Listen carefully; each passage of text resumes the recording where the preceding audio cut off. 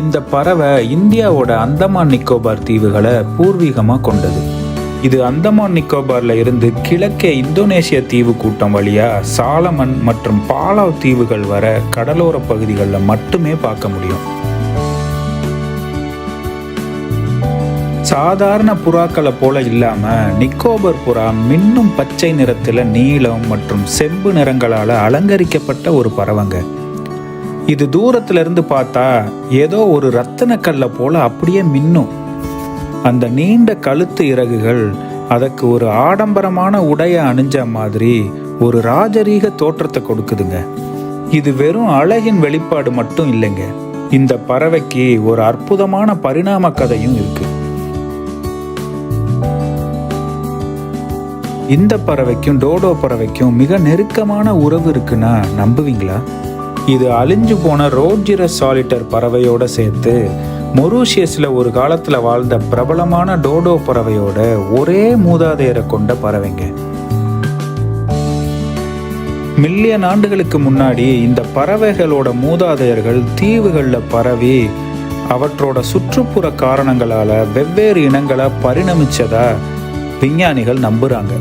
Mauritius தீவுல ஆபத்து அதிகம் இல்லாத தனிமையான சூழ்நிலையில வாழ்ந்த டோடோ பறவைகள் பறக்க வேண்டிய அவசியம் இல்லாம போச்சு.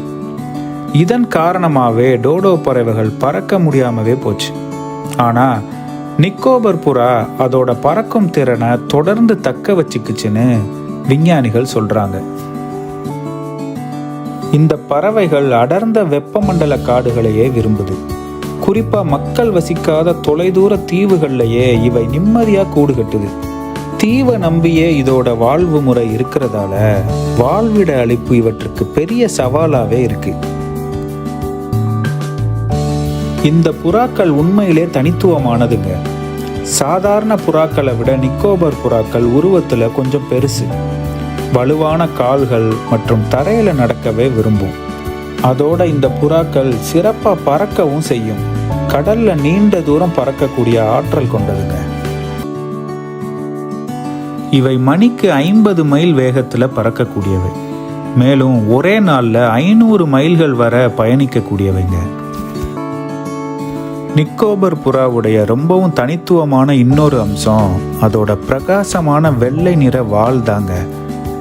இது ஒரு அடையாள சின்னமாகவும் செயல்படுது. கடல் முழுவதும் இவை கூட்டமாக பறந்து போகும்போது ஒன்றா இருக்கிறதுக்கு இது ரொம்பவுமே உதவுது.